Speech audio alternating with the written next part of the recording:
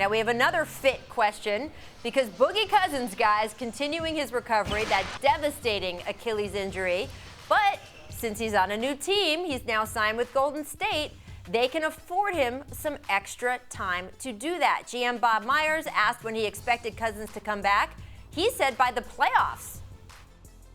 For us, it won't be, we need you to get out there tonight. It'll be ramping it up slowly. And you can't really, like you can't really tell with a guy, any guy, him or any guy, until they get on the court and do certain things. Sure. But the goal for us would be to have him in the playoffs. That doesn't mean we'll wait till the playoffs, but when he's ready to play, he'll play. We just don't know when that'll be.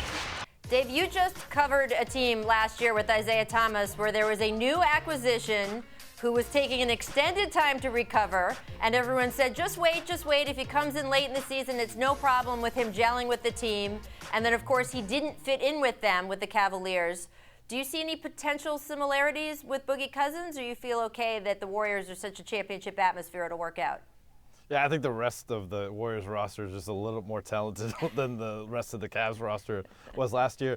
But our good friend Tom Haberstroh with Bleacher Report, he went back and looked at every single Achilles tear injury dating back to '92 that occurred in the league and the average length of time the guys missed.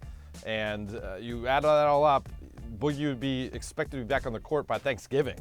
And so I think there'll be plenty of time game-wise for him to try to fit with that roster. It's just personality-wise. Like, if the personality doesn't fit, you could have all the time in the world. You could have all the time until the sun burns out, and it won't fit.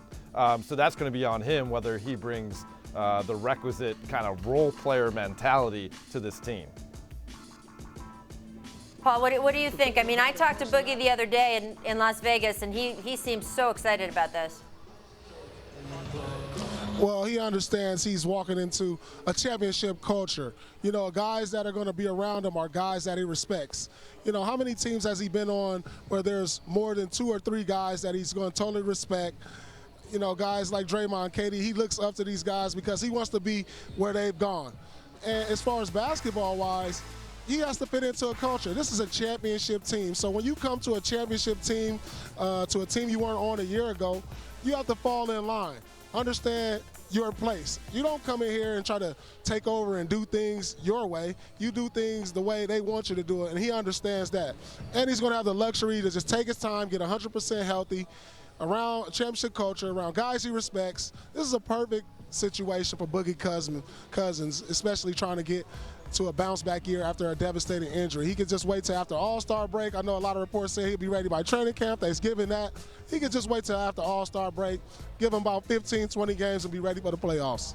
Yeah, I mean, look, this team plays into June every year, right? So he could wait as long as he wants and still have a good run into it to not only help the Warriors, but set up his next free agency, which would be next summer.